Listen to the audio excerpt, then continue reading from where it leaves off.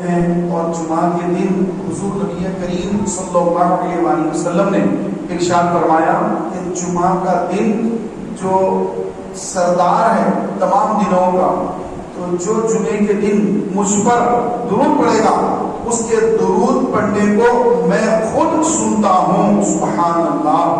حضور علیہ السلام ہمارے درود شریف کو سنتے ہیں، تو ہر مسلمان مرد و عورت کو چاہیے کہ جمعہ کے دن کثرت کے ساتھ درود پاک پڑھے۔ ایک مرتبہ مل کر بلند آواز سے درود پاک پڑھی جائے۔ اللہم صلی علی سیدنا و مولانا محمد وعلی آل سیدنا و مولانا محمد وبارک وسلم صلاۃ و سلام علیک یا رسول اللہ صلی اللہ تعالی علیہ وسلم۔ محترم بھائیو، یہ مہینہ صبر کا مہینہ ہے، اسلامی سال کا دوسرا مہینہ، محرم پہلا، دوسرا صفر، تیسرا ربیع الاول، چوتھا ربیع ثانی، پانچواں جمادی الاول، چھٹا جمادی الاخر، ساتواں رجب، آٹھواں شعبان، نواں رمضان، دسواں شوال، گیارہواں ذی القعدہ، بارہواں ذی الحجہ۔ یہ 12 مہینے اللہ نے قرآن پاک میں ان مہینوں کا ذکر کروایا، اور ان مہینوں میں 4 مہینے حرمت والے ہیں یہ بیان فرمایا۔ اور صبر کے بارے میں ہمارے آقا و مولا حضرت محمد مصطفیٰ احمد مجتبیٰ صلی اللہ علیہ وآلہ وسلم نے فرمایا کہ صبر یہ کوئی برا نہیں ہے، لا صبر، صبر میں کوئی برائی نہیں ہے، بلکہ صبر کو فرمایا گیا صبر المظفر، یہ کامیابی کا مہینہ ہے۔ مظفر کامیابی، یہ صبر المظفر کا یہ کامیابی کا مہینہ ہے۔ زمانہ جاہلیت میں اسلام آنے سے پہلے صبر کے مہینے میں لوگ جنگ و جدال سے دور رہتے اور اس مہینے کو منحوس سمجھتے، اور منحوس سمجھ کر اس کے ابتدائی 13 دن، جن کو یہاں پر بھی 13 تیسی کے نام سے جانا جاتا ہے، تو شروع کے 13 دنوں کو بہت منحوس سمجھتے ہیں، اور سمجھتے ہیں کہ صبر کے مہینے میں حضور نبی کریم صلی اللہ علیہ وآلہ وسلم نے اس کو جو ہے بنایا ہے، اور جو ہے 13 تیسی کی ہے، نعوذ باللہ معاذ اللہ، بس سمجھتے ہیں لوگ۔ تو ایسا کچھ نہیں ہے۔ نبی اکرم صلی اللہ علیہ وسلم نے صبر کے بارے میں فرمایا لا صبر، صبر میں کوئی برائی نہیں۔ تو صبر کے مہینے میں شادی بیاہ کرنے میں کوئی برائی نہیں ہے، اچھا کام کرنے میں کوئی برائی نہیں، گھر تعمیر کر رہے ہیں کوئی برائی نہیں، دکان کی اوپننگ کر رہے ہیں کوئی برائی نہیں۔ صبر کے مہینے میں کوئی برائی نہیں، چاہے وہ پہلی صبر ہو، دوسری ہو، تیسری ہو، چوتھی، پانچویں، چھٹی، ساتویں، 13ویں صبر ہو۔ لوگ سمجھتے کہ 13 صبر کو 13 تیزی کرنا، بلائیات اترتے، تو بلائیات کو دور کرنے کے لیے رات میں گھر سرانے اناج رکھنا، 5 قسم کا، 7 قسم کا، پھر صبح اس کو جو ہے فقیر کو دینا، تو بلائیں جاتی۔ تو میرے پیارے بھائیوں، بلائیں اس سے نہیں جاتی، بلائیں جو جاتی ہے، فرمایا گیا کہ جو 5 وقت نماز کا پابند ہوگا، فجر، ظہر، عصر، مغرب، عشاء، نمازوں کی جو پابندی کرے گا وہ اللہ کے حفظ و امان میں رہے گا۔ اور صدقہ خیرات یہ تو ہمیشہ کرتے رہنا ہے، جتنا زیادہ صدقہ اور خیرات کریں گے اتنا زیادہ آخرت میں اس کا اللہ تبارک و تعالیٰ اجر اور ثواب عطا فرمائے گا۔ تو یہ صبر کی 13 تاریخ کو اس طرح کا کرنا کہ انڈے رکھ کریں، مسور کی دال رکھ کریں، کئی قسم کے اناج رات میں سرانے رکھ کر صبح فقیر کو دے رہے ہیں، تو یہ بے انتہا غلط ہے۔ یہ کوئی سسٹم اسلام کے اندر نہیں ہے۔ دینا تو آپ جو ہے کسی کو بھی کبھی بھی دیں، 13 تاریخ کو ہی مخصوص، یعنی بھائی 13 تاریخ کو دینا ہے، ایسا کچھ نہیں۔ 13 تاریخ کو دیں، 12 تاریخ کو دیں، زندگی میں کبھی بھی دیں، کوئی مسئلہ نہیں ہے، کوئی پرابلم کی بات نہیں ہے کہ آپ جب چاہیں صدقہ و خیرات کر سکتے ہیں۔ صدقہ خیرات کرنے کے اندر یہ سفر کے مہینے کو ہی سمجھ لینا کہ 13 تاریخ کو 13 تیزی ہے اور بلائیات دور ہوتی ہیں، چلو ہم 13 تیزی کا جو ہے صدقہ خیرات کریں گے، ایسا کوئی کتاب میں لکھا نہیں ہے۔ یہ جہالت کے دور سے چلا آ رہا ہے، جو آج بھی کئی مسلمانوں کے اندر رائج ہے۔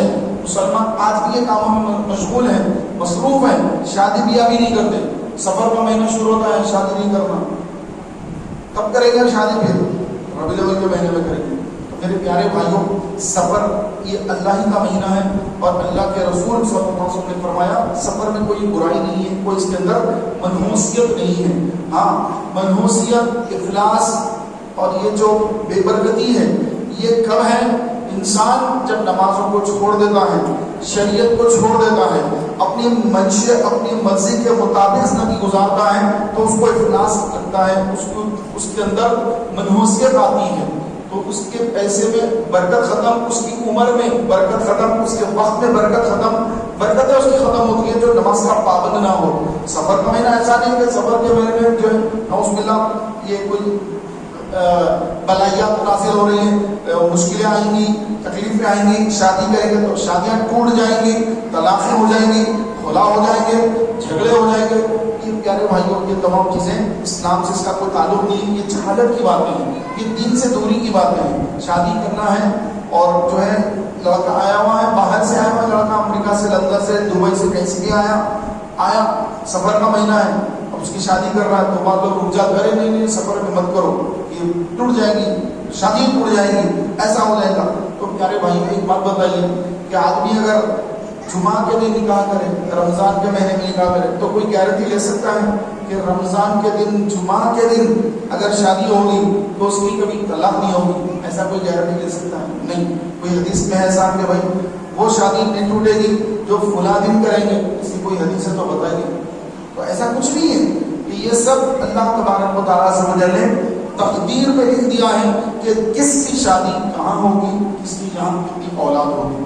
دیکھیں آپ علیہ السلام نے ارشاد فرمایا کہ انسان کی تخلیق سے، آدم علیہ السلام کی تخلیق سے 50,000 سال پہلے، 50,000 سال پہلے اللہ تبارک و تعالیٰ نے سب کے مقدر لکھ دی کہ کون سا بچہ کس کے یہاں کون سا بچہ پیدا ہوگا، پھر وہ بچہ کتنی عمر پائے گا، پھر اس کی شادی کہاں ہوگی، رزق کتنا کمائے گا، اور یہ اولاد اس کی کتنی ہوگی، اس کو لیڈیز یعنی بچیاں، لڑکیاں کتنے ہوں گے، لڑکے کتنے ہوں گے، سب لکھ دیا گیا۔ پھر موت کہاں آئے گی اور پھر اس کی تدفین کہاں پر ہوگی، سب لکھ دیا گیا، کچھ بھی بچاوا نہیں، سب لکھ دیا گیا۔ اب انسان فکر میں رہتا کہ بھائی میں امریکہ جا کر ہی پیسہ کماؤں گا تو میں مالدار بنوں گا، ایسا نہیں ہے۔ ہمارے شہر حیدرآباد میں رہ کر بھی لوگ وہاں سے زیادہ یہاں پہ کماتے ہیں، لیکن ابھی وہاں جا کے بھی پریشان ہو جاتا ہے، وہاں جا کے بھی آدمی مشکل میں گر جاتا ہے۔ تو بتانا مقصد یہ ہے کہ انسان کے مقدر میں اللہ نے جتنا رزق لکھا ہے اس کو مل کے رہے گا، جتنی عمر اللہ نے لکھی اتنی عمر اس کو مل کے رہے گی۔ جہاں پر اس کی نکاح شادی ہونے والی ہے وہاں شادی ہو کے رہے گی۔ اللہ نے جب اس کے مقدر میں وہ رشتہ لکھ دیا، کوئی طاقت اس کو روک نہیں سکتی، اس کا نکاح ہو کے رہے گا۔ اور اگر اللہ نے اس کے مقدر میں شادی ہی نہیں لکھی، وہ زندگی ایسی گزار دے گا۔ تو آپ کے سامنے کئی لوگ ایسے ہیں کہ بوڑھے ہو گئے، ان کی شادیاں نہیں ہوئی، تو وہ پوری زندگی کوارے پر میں نکال دیتے ہیں۔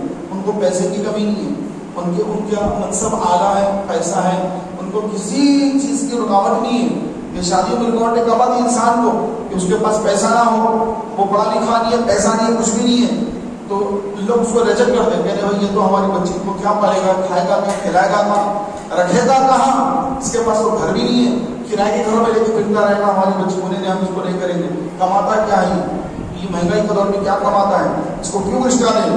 تو ایسا رشتے رکاوٹیں اس وجہ سے آتی ہے اکثر، لیکن جن کو اللہ نے نوازا سب کچھ ہے اس کے بعد بھی شادی نہیں ہوتی، کیوں؟ ان کے مقدر میں نہیں، ان کے مقدر میں رشتہ نکاح لکھا ہوا ہی نہیں ہے۔ تو وہ جتنا چاہے مال کما لے، جتنا چاہے اونچے منصب پر بیٹھ جائیں اور جتنی چاہے ان کی پراپرٹی اپنی بنا لیں، لیکن مقدر میں رشتہ نہیں ہے، رشتہ ہوگا ہی نہیں، کیونکہ مقدر میں ہے ہی نہیں۔ اور ایک غریب آدمی ہے، روز کماتا روز کھاتا، صبح محنت کرتا تو شام میں اس کے گھر میں چلا جاتا، اس کی شادی ہو جاتی، اس کے یہاں اولاد بھی ہو جاتی، پھر وہ بچے اسکولوں کو بھی جاتے ہیں، پڑھتے بھی ہیں، ان کے گھر میں خوشیاں بھی ہوتی ہے۔ تو میرے پیارے بھائیوں، اللہ تعالیٰ نے جو مقدر میں لکھا ہے وہ ہو کے رہے گا، اس کو کوئی روک نہیں سکتا۔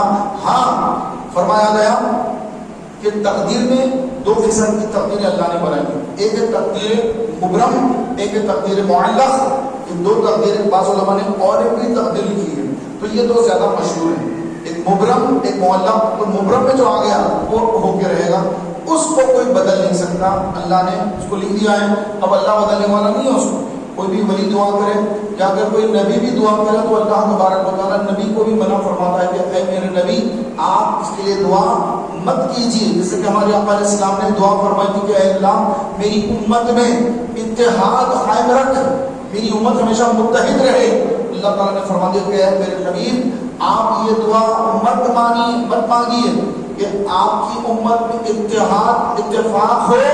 آپ یہ دعا مت مانگیے کہ میں نے لکھ دیا ہے کہ آپ کی امت کے اندر اتحاد نہیں ہوگا, اب آپ دعا بھی مت کیجیے. تو اللہ تعالیٰ خود منع فرما دیتا ہے جب کسی چیز کو اللہ نے تقدیر مبرم میں لکھ دیا ہے وہ کیا رہے گا, اس کو کبھی بھی چینج نہیں کرے گا اللہ تبارک و تعالیٰ.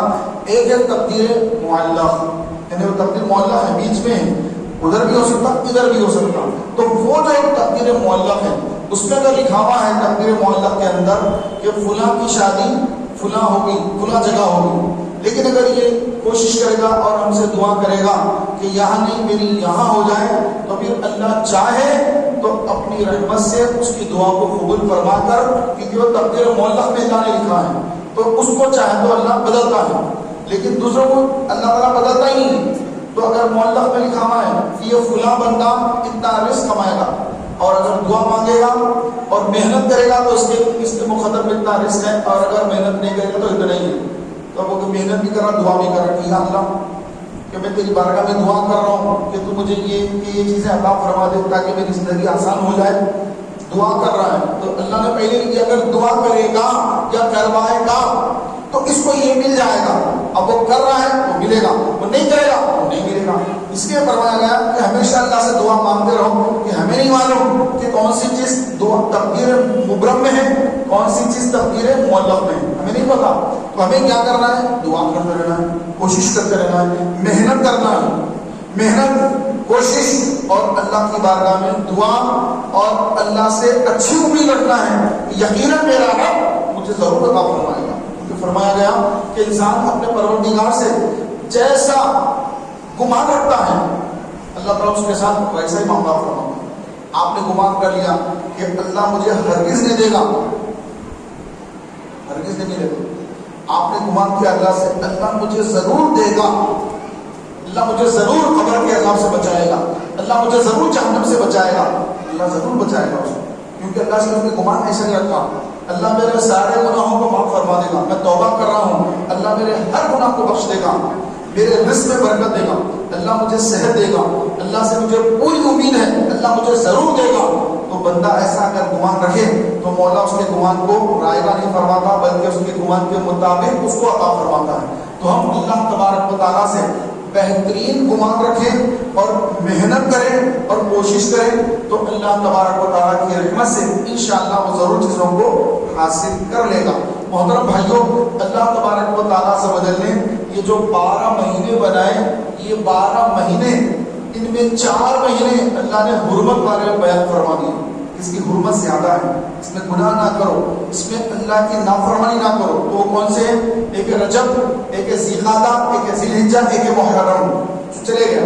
تو یہ 4 مہینے اللہ نے حرمت والے بیان فرمائے. اس کے بعد پھر رمضان کا بھی ذکر ہے. رمضان تو جو ہے رمضان کے بارے میں تو اللہ تبارک و تعالیٰ نے آیت نازل فرمائی, شہر رمضان الذی انزل فیہ القرآن, اس رمضان کے مہینے میں ہم نے قرآن نازل کیا. تو رمضان کا ذکر قرآن کے اندر موجود. تو میرے پیارے بھائیوں, یہ سفر المذکر کا جو مہینہ ہے یہ مبارک مہینہ ہے, اور اس مہینے میں کسی قسم کی کوئی قسم کی منحوسیت, بلائیات, افلاس کچھ اس مہینے میں نازل نہیں ہوتا. اس مہینے میں کچھ ایسی خراب چیز نہیں ہوتی, بلکہ یہ مہینہ مبارک مہینہ ہے. یہ مہینہ اچھے کام کرنے کا ہی مہینہ ہے. شادی بیاہ کریں, اب ہر کام اچھا کام اس کے اندر کر سکتے ہیں, اس کے اندر کوئی برائی نہیں ہے. بعض لوگ سمجھتے کہ الو یہ اگر ہمارے گھر کے پاس آ کے بیٹھ گیا تو ہمارے گھر میں پریشانی آئیں گی. محترم بھائیوں, الو اس سے کچھ نہیں ہوتا ہے. انسان کا میں نے بھی عرض کیا کہ اللہ نے جو مقدر میں لکھا ہے وہ ہو کے رہے گا. الو کے بیٹھنے سے نہیں بیٹھنے سے کچھ نہیں ہوگا. وہ سمجھنے والا بیچارہ جو ہے کیوں الو کو جو ہے اس کے پیچھے پڑ گیا, الو آ گیا یا پھر یہ الٹا لٹکا ہوا ہے ہمارے گھر کے سامنے بیٹھا تھا اور ہمارے گھر میں کوئی پریشانی آنے والی ہے. تو الو آنے سے کچھ نہیں ہوتا ہے. آپ الو نہ بنے, الو آیا لیکن آپ بھی الو بن رہے تھے. اللہ نے آپ کو اپنے سلیم عطا فرمائی, آپ الو آ گیا اب अपन परेशान हो रहे हैं, समझिए पर क्यों परेशान हो रहे हैं, तो अपने अंदर कोई कमी हो जा रही है जिस वजह से उल्लू को देख के हम परेशान हो रहे हैं। तो उल्लू आए इससे कुछ नहीं होगा, सबर का महीना, ये बाबरकत महीना। और भी हम जो चीज सोचते हैं कि ये ऐसा नहीं होगा, हम जा रहे हैं, बिल्ली सामने से आ गई, अरे मैं गुजर रहा था, बिल्ली सामने रास्ता काट दी, मेरा वापस चले जाना, काम नहीं होगा। ये कहानी था हुआ, अक्सर लोग करते हैं ऐसे। बचपन से देख रहा हूँ कई लोगों की आदत होगी, बिल्ली सामने से गुजर गई, या फिर कोई जो है कांच की चीज गिर के फूट गई, तीनों निकल रहे थे, खाना चाय सब हो गया, घर से निकल रहे थे, और वहां पे जो है किचन में से आवाज आई, एक बर्तन टूट के नीचे गिर गया, चाय की प्याली गिर गई, एक गिलास गिर गई, कांच की फूट गई। अब इंतजार करते लोग, अरे गलत घड़ी हो गई, बहुत गलत हो गया, नहीं अब रुक जाओ, बढ़ जाते 10 मिनट 15 मिनट। तो ये इंतहाई इल्म दीन से दूरी है। ऐसा कुछ नहीं है कि कोई चीज बर्तन फूटे, बिल्ली सामने से जाए, या और भी जो चीजें लोगों के अंदर है, मुझे तो इतना ही मालूम है, और भी अगर कोई चीजें अगर है तो ये सारी चीजें बिल्कुल वाहियात है, इस्लाम से दूरी है, इल्म दीन से दूरी है। यूं समझ ले कि ये जिहालत है, इल्म से इसका कोई ताल्लुक नहीं है। अल्लाह तबारक व तआला के रसूल मकबूल सल्लल्लाहु अलैहि वसल्लम ने इरशाद फरमाया, जब तुम घर से निकलो तो आयतुल कुर्सी पढ़ के निकलो, आयतुल कुर्सी पढ़ के निकलो। कि तुम घर से जब निकलोगे आयतुल कुर्सी पढ़ के निकलोगे तो फिर अल्लाह तबारक व तआला 70 फरिश्तों को तुम्हारी हिफाजत के लिए मामूर फरमा देगा। 70 फरिश्ते हिफाजत कर रहे हैं इसकी, उस बंदे की जो आयतुल कुर्सी पढ़ के घर से बाहर निकल रहा है। कि कोई बड़ी शख्सियत आ जाए तो लोग बाउंसर को बुला लेते, अरे भाई बहुत बड़ी शख्सियत आएगी, इन लोग उनको धक्के ना दे दे, तकलीफ ना पहुंचा दे। बाउंसर ठहरे हुए 2,000 के बाउंसर है, वो लोग ऐसे ठहरे थे पहलवान की तरह कि कोई गरीब नहीं आना भाई, बहुत बड़ी शख्सियत आई है, कोई खास आदमी है, खास कोई बड़ी शख्सियत है, उनकी सिक्योरिटी के लिए एक खास जो है लोगों को बुलाया जाता है, बाउंसर जिनको कहते हैं। एक एक की फीस 2,000, कहीं 2,500 या कहीं 1,500, पता नहीं क्या होती है। तो वो फीस लेके वो लोग आते हैं हिफाजत में, इनको कोई तकलीफ ना पहुंचा दे। तो ये अगर 70 अगर ऐसे आ गए तो आदमी कितना अपने आप को सेफ महसूस करेगा, भाई 70 बाउंसर मेरे साथ चल रहा है।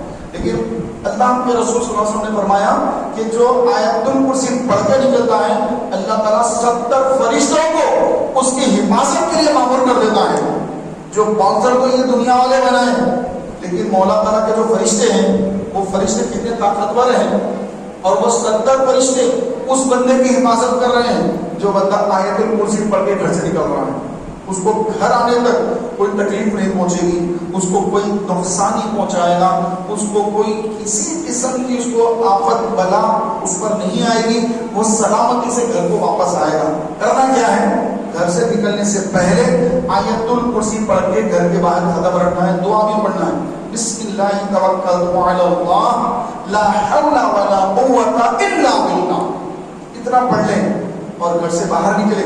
अब सवारी पे जा रहे हैं, आप कार में जा रहे हैं, ऑटो में जा रहे हैं, बस में जाने वाले, बाइक पे जो भी गाड़ी पे बैठ के जा रहे हैं, इसकी दुआ भी पढ़ लें। गाड़ी पे जब आप बैठे इसकी दुआ पढ़ लें। हादसा से बचेंगे, कोई एक्सीडेंट नहीं होगा, कोई लाके मारेगा नहीं, और हम जाके किसी को मारेंगे नहीं, हम भी महफूज, हमारी गाड़ी भी महफूज। पढ़ना क्या है, बिस्मिल्लाह वल्हम्दुलिल्लाह अल्हम्दुलिल्लाह सुब्हानल्लज़ी सख्खरा लना हाज़ा वमा कुन्ना लहू मुक़रिनीन व इन्ना इला रब्बिना लमुनक़लिबून।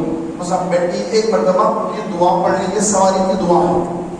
जब सवारी पे बैठे, ऑटो में बैठे, कार में बैठे, बस में बैठे, ट्रेन में बैठे, कोई भी सवारी में बैठे, इसको आप पढ़ लिया करें ताकि हमारी गाड़ी एक्सीडेंट से महफूज रहे, हम सलामत रहें, हमारी गाड़ी सलामत रहे। तो ये चीजें सलामती की चीजें हैं।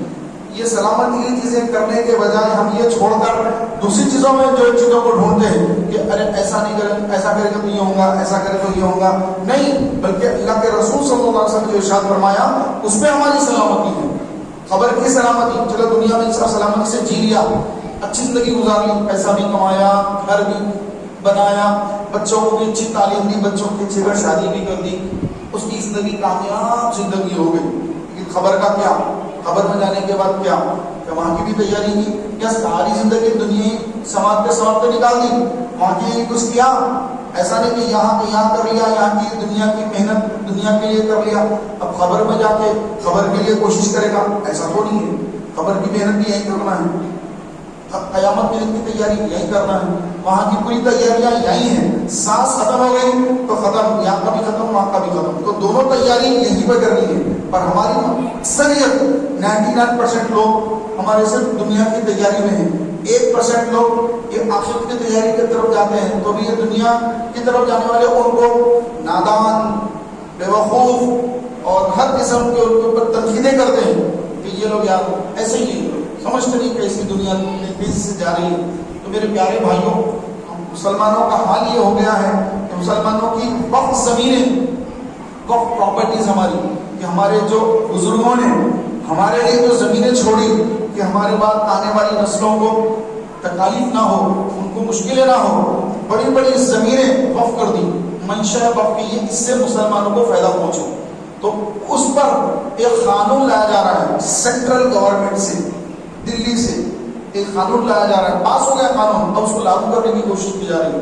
یہ کہ جتنی مسلمانوں کی وقف زمین ہے اس کے اندر وقف بورڈ کے اندر غیر مسلموں کو جو ہے داخل کیا جائے، اور پھر گورنمنٹ اپنے حساب سے جو زمین جس سرکاری محکمے میں چاہیں استعمال کر سکتی ہے. جبکہ وہ گورنمنٹ کی زمین نہیں ہے، وہ تو مسلمانوں نے جب اپنی زمین پیسوں سے خریدی تھی، انہوں نے مرنے سے پہلے وہ زمین رائے خدا میں نہیں، مسلمانوں کے خیر و بھلائی کے لیے، کہ اس سے مسلمانوں کے مدرسے قائم ہو، اس سے مسلمانوں کے اندر ان کی غربت، ان کی تنگدستی، ان کی پریشانیاں دور ہو اور مسلمان مرفع حال زندگی گزارے. مسلمانوں کے لیے بڑے بڑے قبرستان ہو، مسلمانوں کے لیے بڑی بڑی زمینیں ہوں جس پر کوئی عمارت تعمیر ہو تو پھر مسلمانوں کو اس کے اندر کوئی کام ملے، مسلمان بے روزگار نہ رہے، مسلمان اپنی زندگی اچھی گزارے. 8 لاکھ ایکڑ زمین وقف کی زمین، 8 لاکھ ایکڑ کتنی ہوگی زمین. تو گورنمنٹ چاہتی ہے کہ جو ہے ہم مسلمانوں کی بلکہ نہیں، ہم اس کو جو چاہے اس کو یوز کریں گے، اور اس کے وقف بورڈ کے اندر ہم جو ہے دوسروں کو بھی داخل کر کے اس کے اندر کی زمینوں پہ جو ہے ہم قبضے کریں گے.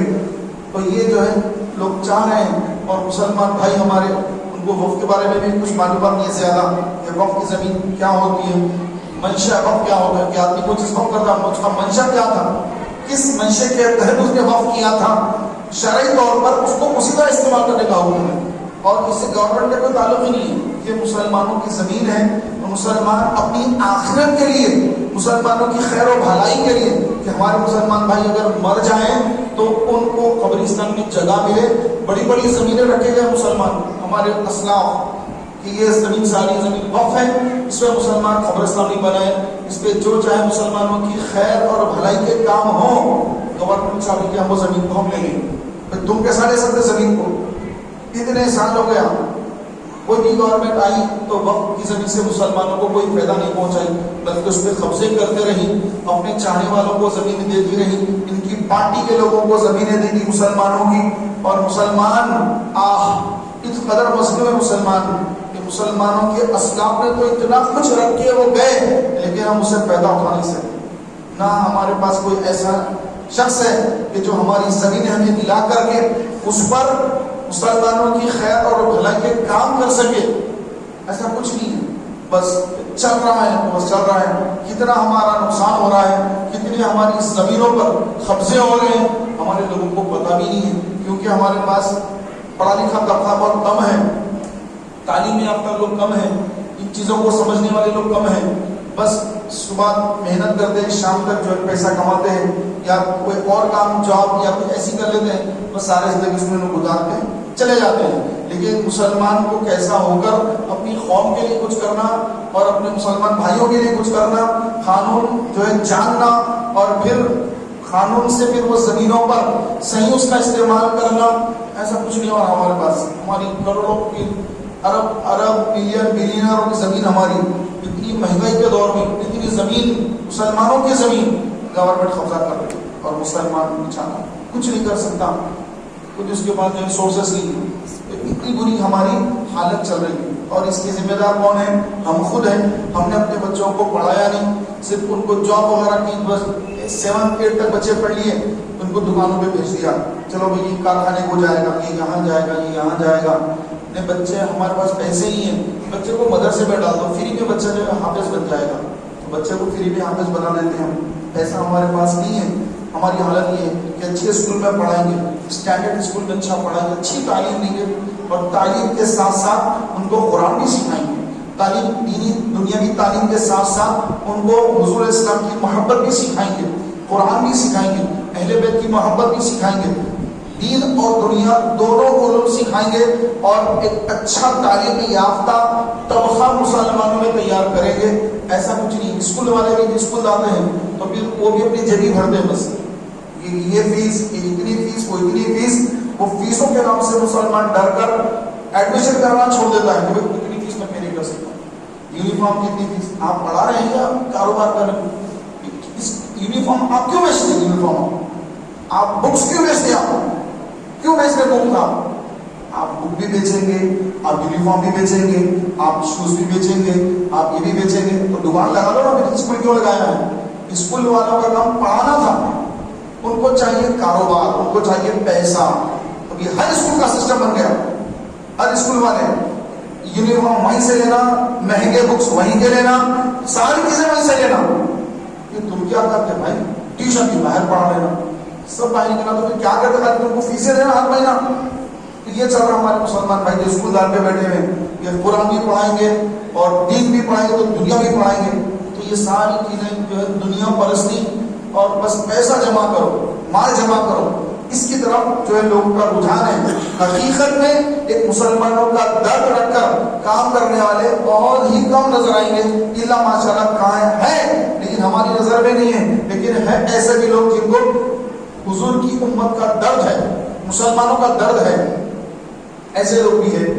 لیکن پیارے بھائیوں، ہم یہ غور کریں کہ ہمارے بچے یہ آنے والا یہ مستقبل ہے، ان کے ہاتھوں میں قلم ہو، یہ کارخانے کو نہ جائے، یہ دکان کو سیلس مین بن کے نہ جائے، یہ اور کوئی ایسا کام نہ کرے، بلکہ ان کے ہاتھوں میں قلم ہو اور یہ اسکول جائیں، اس کے بعد کالج جائیں، یہ یونیورسٹی جائیں.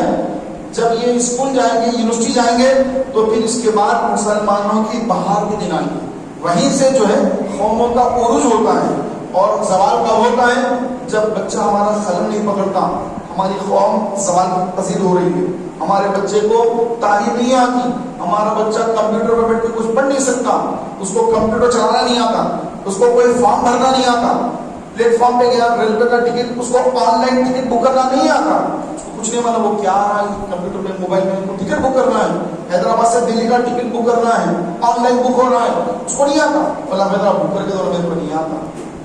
یہ وہ حال ہو گیا مسلمانوں کا.